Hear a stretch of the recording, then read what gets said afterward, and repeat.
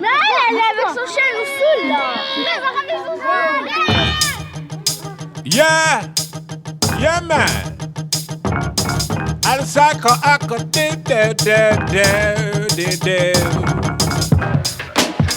Yeah. Sit down telling the man.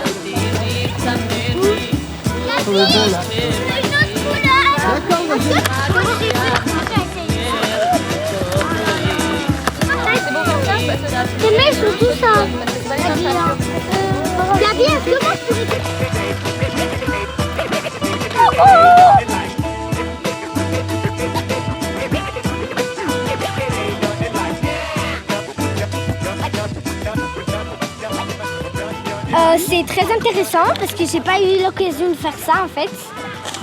C'est, vraiment, toi t'es journaliste, ouais. Après, c'est que parfois j'ai pas l'occasion de faire et en plus c'est ouvert à tout le monde. Il n'y a pas besoin de s'inscrire ni de quelque chose comme ça. Et ben c'est ouvert à tout. C'est ouvert à tout le monde.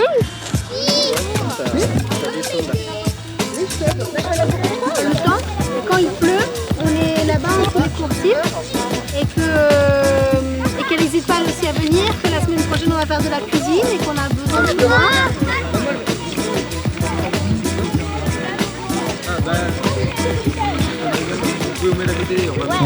Non mais avant qu'il n'y avait pas ça. Avant on faisait de la moto. Avant on faisait rien du tout, c'était l'ennui total. C'était l'ennui total. Moi en tout cas je devais rester à la maison pour rien faire. L'atelier, comment dire, il n'y a pas de particulier, c'est la peinture, la poterie, moi j'aime tout. Tu fais le corps? Non, c'est la fête. C'est pas grave. Là, l'eau elle est là. Le travail est bon, c'est encore quand il arrive, je l'éloigne un peu. Non mais je l'avais dit, c'est pas grave. Je fais des choses. J'adore faire l'activité avec vous. J'adore quand on cuisine. J'adore aussi que j'apprends à dessiner, à faire de la cuisine. Et le plus cool des activités, c'est le jardin. T'as compris, hein? C'est trop cool. Quoi ou t'aimes rien? J'aime tout. Allez, salut les amis.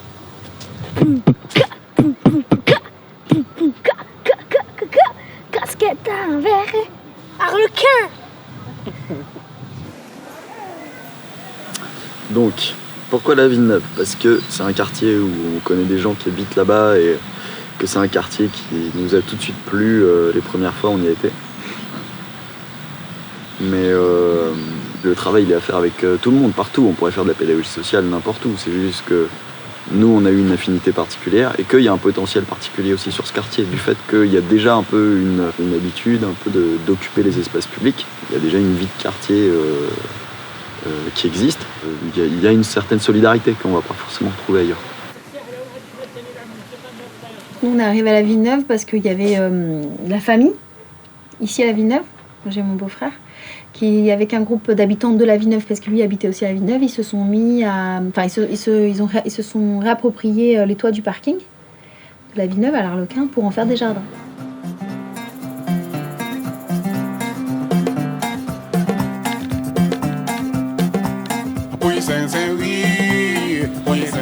Disons que l'idée de la pédagogie sociale, c'est de partir des friches. C'est le terme de friche, c'est parce qu'en jardinage, c'est un endroit qui n'est pas cultivé, mais où en fait on se rend compte que c'est là où il y a le plus de biodiversité. Donc là, pour comparer, la Villeneuve, c'est un endroit qui est extrêmement riche en diversité culturelle. C'est-à-dire que c'est dans ces friches périurbaines, sur ces bas-côtés, sur ces à-côtés, que c'est là que ça se passe. Qu'il y a ce terreau et ce vivier qui est très très important.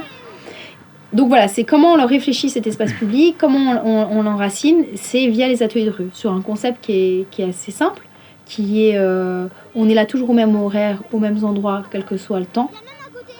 Les enfants, c'est gratuit, donc les enfants ou les familles peuvent venir et repartir. C'est inconditionnel, c'est un accueil inconditionnel, c'est décloisonné, ça je tiens beaucoup à dire ça, c'est-à-dire qu'en fait que tout ce qu'on peut proposer, il peut autant être pour un enfant de 3 ans que pour une personne de 80 ans.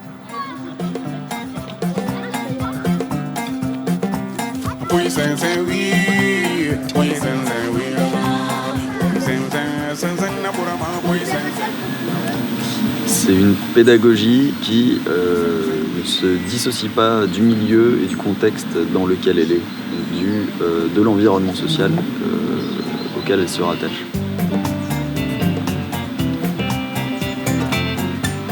Ce qu'on appelle plus pédagogie sociale, enfin ceux qui se revendiquent de la pédagogie sociale, c'est plus des personnes qui pratiquent la pédagogie dans la rue ou dans l'espace public, en dehors de l'école.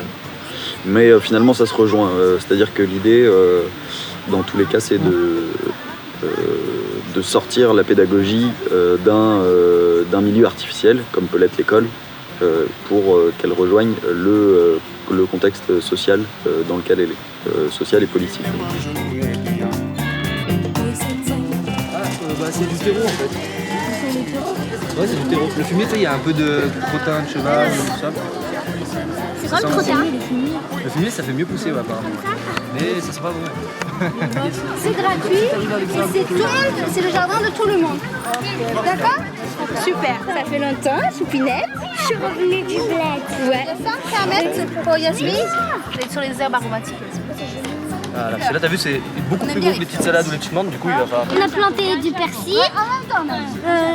Par exemple, ici, on en a planté, moi et mon frère et Nenji, et tout le monde, quoi.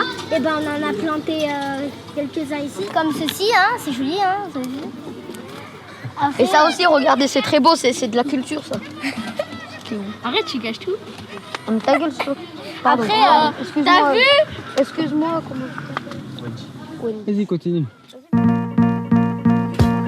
C'est dans ce sens-là où je trouve qu'il y avait vraiment la différence avec le milieu institutionnel, en fait, que je connaissais que le milieu institutionnel vraiment fermé et très cadré.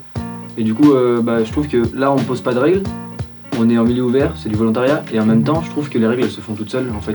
Chacun arrive à se respecter sans qu'on ait les besoins de l'imposer. Nous, on n'a jamais dit il est interdit de voler comme souvent, vous allez l'entendre, pas du tout. Comment le groupe, ça c'est les enfants qui ont forgé un peu cette règle-là, quoi. Une autorégulation, on va dire, ouais. Un petit peu des enfants. Tu te rappelles de ce moment-là? Ouais, je crois que c'était mon tout premier atelier. Tout premier atelier. Ouais, tout à fait. Ouais. C'était assez intéressant. C'est difficile de se positionner au début quand tu connais pas trop le fonctionnement, de savoir si tu peux permettre ou pas cette manière de faire. Je crois beaucoup au faire ensemble. Oui. De part, il y a eu des fois, tu te rappelles, Giovanni justement avec Ryan, ils ont réussi à un moment à peindre sur une... Comme quoi les activités qu'on peut proposer ou même eux-mêmes, ils interagissent vraiment dans cette activité-là et du coup, c'est comme si qu'ils faisaient tomber tous les préjugés qu'il pouvait y avoir sur telle ou telle culture et ils partagent vraiment l'activité pleinement. Les animateurs, ils acceptent tout le monde, c'est ça qui est cool. Par exemple, regardez la petite là, elle est en train de planter. Mais tout à l'heure, il y a une petite, elle était en train de planter. Elle n'a rien demandé, mais on accepte quand même. Après, de n'importe, par exemple, de n'importe quel âge, N'importe qui peut faire. les petits comme les grands. Voilà. C'est à tout le monde. Il est à tout le monde, il est à nous, il est à Mélodie, il est à vous aussi. Hein. Il est à Ménaja. Par exemple, là, il y a un Albanais qui vient de la Russie, il vient, il fait du jardinage. Là, il y a un gitan qui arrive, il veut faire ça, et ben il peut. Puisque moi je suis un gitan. À l'école, d'abord, on travaille. Et ça, on ne travaille pas du tout, on s'amuse. Et dans l'école, c'est vrai qu'on fait des activités, mais quand même, bon, c'est moins agréable qu'ici. C'est parce qu'ici, on est libre, en fait. C'est ouvert à tout le monde. Ici, les activités pareilles. Ici, on est libre. On est libre de faire tout ce qu'on veut. Ça, c'est aussi un problème qu'on a avec l'école, avec la pédagogie conventionnelle. C'est l'enfant, on le prépare à devenir. On le prépare à devenir un adulte, on le prépare à devenir un citoyen, on le prépare à devenir un ingénieur, un machin, ceci, un ouvrier, quoi que ce soit. Mais il est pas vraiment en fait. Pour l'instant, il est juste un enfant, quoi. Il est un truc qui est en train de devenir, quoi. Et il est intéressant pour ce qu'il va devenir. En pédagogie sociale, l'enfant, il est déjà maintenant pour ce qu'il est. On le prend pour ce qu'il est. Donc, il est déjà um acteur politique, um acteur social. Eu sou grego, vocês me chamam de grego, mas não sou aquilo que vocês pensam, mas sou aquilo que eu sou, que serei tudo que sempre queria ser. Pessoas que começam a falar mal dos outros, mas eles não se vejam do jeito que eles são. É por isso com muito prazer que reflito e penso e reflito continuamente nesta vida. Yo, MC4, a vida é assim, um dia você tem, um dia você não tem, yo. Nosso hip-hop angolano. Et toi, tu viens d'où? D'Angola aussi. Angola? Nous, aux ateliers, on n'est pas dans un sécuritarisme. C'est-à-dire qu'on ne fait pas semblant. On travaille vraiment. En pédagogie Freinet, on disait justement, prendre l'enfant, le prendre au sérieux, c'est de lui donner des vrais outils. C'est travailler pour la vie du collectif. Voilà. Donc tout ce qu'on va faire, en général, va servir et nourrir le collectif pour l'améliorer. Si par exemple on fait je sais pas, une fraise, c'est pour le collectif. Si on fait en lino, on fait des affiches, c'est pour mettre atelier de rue, gratuit ouvert à tout le monde. Les enfants encrent et après ils vont l'afficher dans le quartier. Tout est conçu comme ça, enfin le plus possible.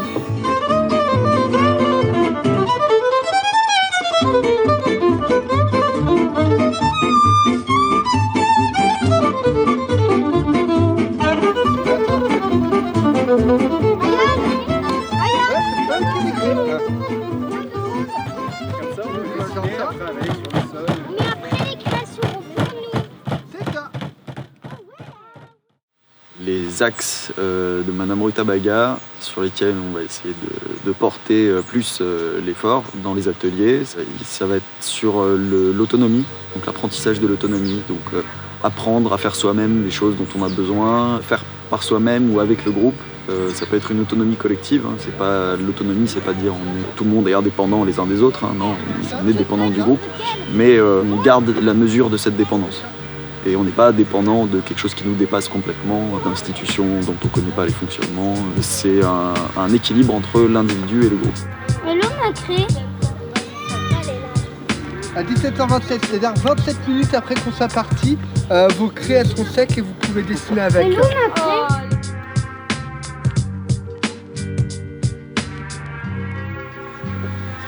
La créativité, l'éveil à la créativité, d'imaginer et de sortir un peu des cadres, quoi. Donc on va essayer aussi de proposer des choses qui n'ont jamais pas du tout eu accès dans les pratiques on va dire, artistiques. Donc ça va être de la linogravure, ça va être du sténopé. Alice Guéras de la maison d'édition qui travaille avec nous, elle fait des livres avec les enfants de A à Z. C'est-à-dire qu'après les livres sont édités. Et elle fait des livres en tissu, en papier. Ici, là. Des canards, là, je crois. Ouais. Canards. Regarde, le frère de Rayana et Zofia, c'est un vrai fou. Il a dessiné que des filles. La personne qui l'a fait, elle veut parler un peu de tout. Par exemple, une fleur, une fleur, une fleur. Les enfants se mettent à être dans un récit, quoi, spontané, sans qu'on lui ait demandé avant d'avoir réfléchi ou préparé, quoi. C'est en fonction de ce qui se naît, avec le groupe, avec l'échange avec Alice, que les enfants se racontent, quoi. Et de là, va se créer une histoire. Ça, c'est sur... en fait, parce que la dernière fois, moi et Alice, on a vu un pigeon mort, et ben on a essayé de le reproduire. Le voilà. Je vais la lire carrément, l'histoire. Oui, doucement. Un chien végétarien. Tous les chiens sont volants, sauf qu'ils mangent de la viande. Alors qu'ils ne peuvent plus s'envoler, quand un chien mange une fleur et change de couleur. Et c'est pareil, c'est changer aussi le regard sur le livre, comment le livre il est détenu par les grandes maisons d'édition et avec un format, un type de papier, un type d'histoire, etc. Là, on essaie de sortir un peu des sentiers, quoi. C'est admirable. Ici, il a fait un genre de fenêtre. Je pense, un animal. Ça va être sur la coopération, l'organisation. Donc ça va être les conseils d'enfants, par exemple, qui se passent. Ça va être tout le processus relationnel qu'il y a et le fait de faire des choses en collectif. Prends-moi parce que je suis seule. Et voilà, je l'ai pris parce que... Moi j'ai trouvé. Vide. Et en fait c'est cool. Les fourmis qui se battent. Non, Rafik. Rafik. Écoute-moi, on fait le conseil démocratique. Tu as envie d'entrer avec nous, tu t'assois sur un cercle avec nous. Salut, je vous rejoins. Ok. Il faut rappeler qu'il y a certaines règles quand on fait le conseil démocratique. Il y a Gabi qui n'a pas parlé. C'est bon, ça fait 3 fois qu'il a vu. Qui a le bâton de parole? Il est là le bâton de parole. Moi je veux. Kamel, vas-y. Ce carnet. En fait, ce carnet, il est joli. On a eu l'idée, en fait, dans ce carnet, on écrit toutes nos propositions. Et par exemple, le conseil, tout le monde participe à quelque chose. Par exemple, moi, pour l'instant, j'écris. Mon petit frère, il faisait le bâton de parole. Tout le monde, il faisait quelque chose. On propose tous des règles. Par exemple, on doit prendre le bâton. On doit prendre le bâton pour avoir la parole. Et on ne doit pas crier ni couper la parole. Pour s'amuser, faut pas s'ennuyer. On s'ennuie jamais ici en fait. Rencontrer des enfants qu'on ne connaît pas, c'est bien de rencontrer de n'importe quelle culture. C'est bien de rencontrer les gens qui viennent jamais. Et ben on fait leur connaissance. Et puis même, je reviens encore au bâton de parole. Le bâton de parole aussi, c'est important. T'as le bâton de parole, tu as le droit de t'exprimer et les gens t'écoutent et tu peux vraiment dire ce que tu penses. Et du coup, que tu sois rome, que tu sois arabe, quelle que soit ta nationalité, t'as le même bâton de parole et t'as le droit à ce même temps d'écoute.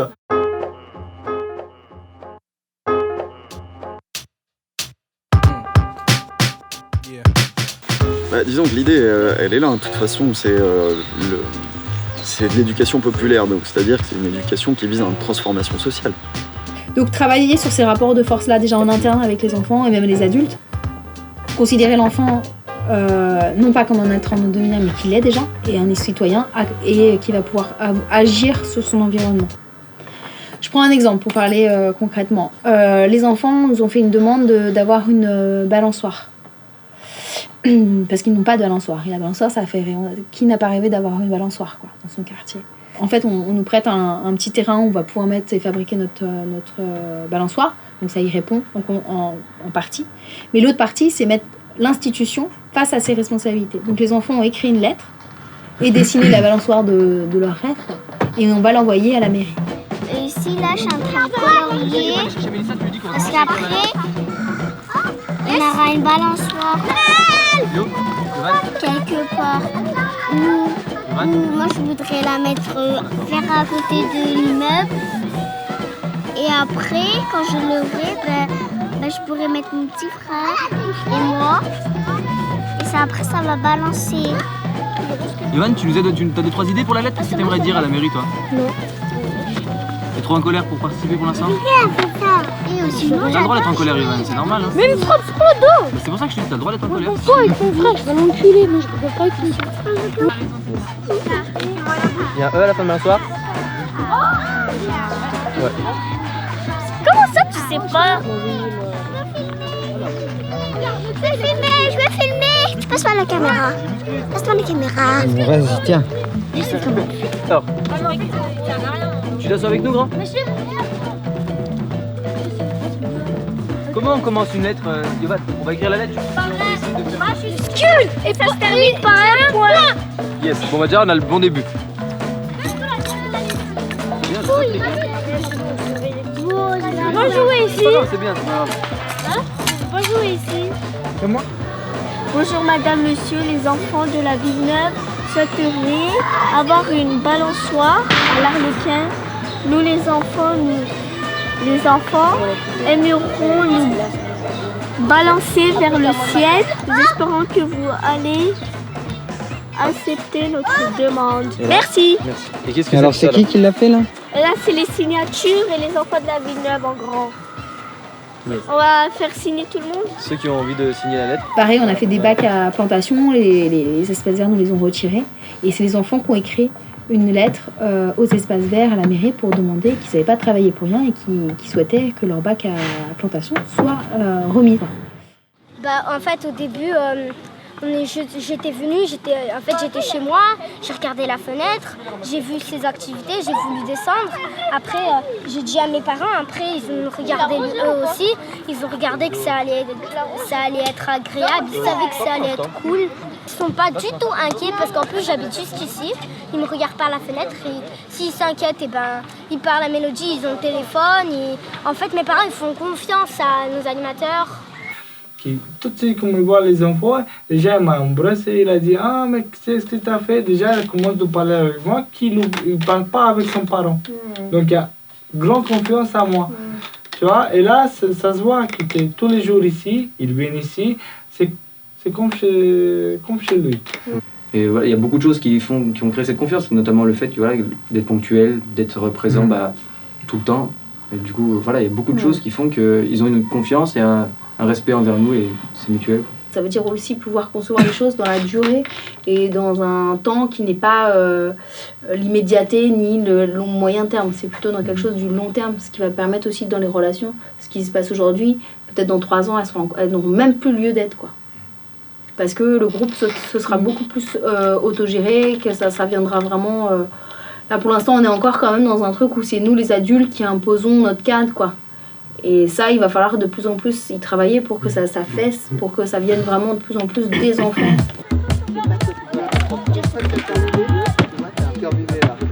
D'abord, je te montre juste une, après tu fais toi, hein, d'accord? D'abord tu enlèves la queue, c'est pas bon, d'accord? Après... Ça part aussi de l'idée de produire pour transformer. Et la transformation et de produire, elle est vraiment globale, c'est-à-dire que ça va peut-être produire des relations peut-être un peu plus solidaires, on se connaît mieux, produire du savoir, pas comme à l'école, c'est-à-dire on va avoir choisi, catégorisé ce qui était bon que tu saches, qu'il fallait que tu, en fonction de ta tranche d'âge, qu'il fallait que tu saches. Donc tu vois, au CP, tu es censé savoir lire et écrire, nous on s'en fiche, voilà. Et plutôt ce savoir-là, on va le construire ensemble, à partir aussi de leurs demandes.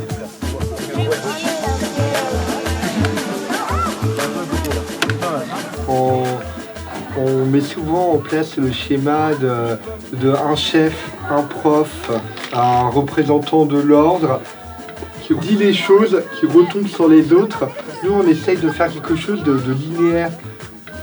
Depuis qu'on a aboli ce rapport de quelqu'un supérieur qui fait redescendre sur les autres, il y a beaucoup moins de problèmes de tension au final. Moi, je suis sérieux là? On n'est pas là pour étaler le savoir ou étaler nos connaissances, on est vraiment dans un échange. Et je crois qu'on apprend autant des enfants que inversement en fait. C'est vraiment un réel échange. Ils arrivent, ils peuvent, hein. Je peux un peu filmer. Oh. Il voit trop bien. Mais quoi? Alors, qu'est-ce que vous faites, mesdames et messieurs? On fait rien. Ouais, toi chute. Campement. Je suis tombé de campement de français aussi. Qui, là, il y a plein de français qui, je passais là-bas Je vais entrer, hein, c'est d'habitude, parce qu'avant j'habitais, même maintenant, je te dis la vérité, j'ai 2 campements qui de temps en temps j'habite sur place. Parce que je me trouve un petit appartement, ben, je te dis la vérité, j'ai mal dormi quand je dors sur l'appartement. Et moi, avec cette société actuelle où c'est chacun pour soi, chacun chez soi, je m'y retrouve pas. Et il y a une partie de moi intérieure hein, qui est, comment on pourrait dire, qui est pas épanouie. Il y a des ateliers de rue ou quand je vais dans les camps roms où il y a ce truc de, il y a de la musique forte, ça parle, il y a de la, tu vois, ça danse, ça cuisine dehors partout, il y a ce côté un peu, tu vois. C'est un rythme quoi. Et ben moi je viens retrouver cette chose-là qui m'a nourri enfant et que j'ai besoin pour continuer à vivre. Attends, si tu veux être un bon journaliste, il va falloir que tu t'y prennes autrement. Hein. Vas-y, arrête de te répondre, il faut pas que tu les insultes. Bonjour. Bonjour. Comment ça va votre travail? Ça va, ça s'est bien passé mon travail. Vous n'êtes pas payé pour ça? Non, je suis pas payé, je fais ça gratuitement. Bénévole? Quoi? Bénévole, ouais. Qu'est-ce que tu fais? Ah ben je range. Ça...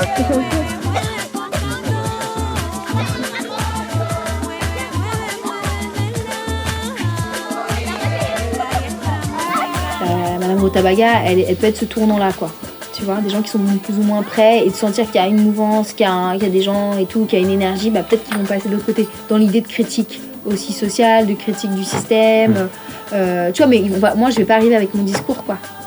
Ça m'intéresse pas de critique. Enfin, tu vois, tout de suite d'arriver en disant, ouais, Carrefour, c'est multinational. Non, c'est comment on le fait. Bah, on cuisine ensemble des repas, on transforme des produits, on va faire de la cueillette.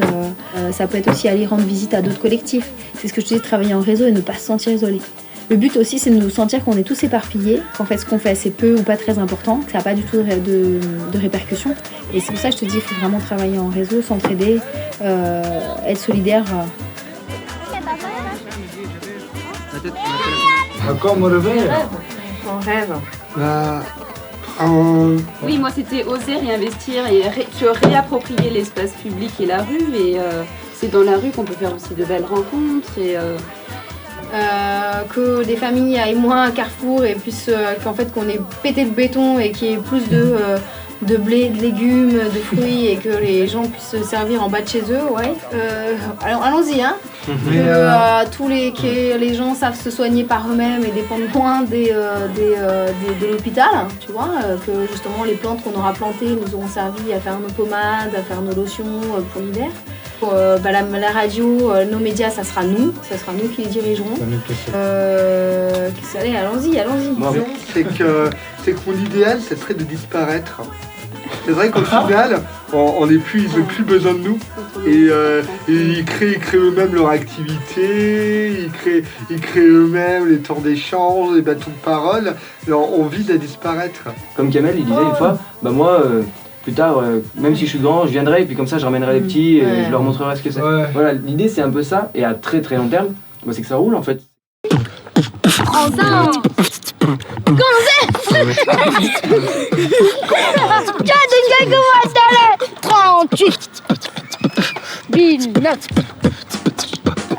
Comment ça nous on fait? Vas-y. Futsal. Gâteau Villeneuve, du vin. Alors le cœur.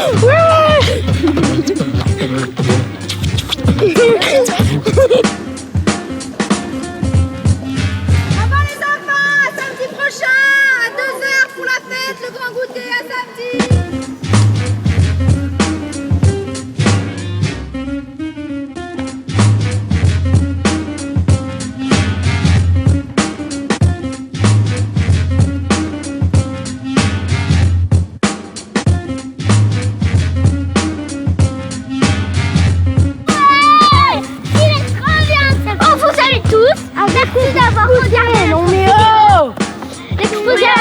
Regardez notre vidéo.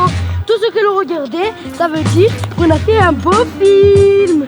Merci. Ciao.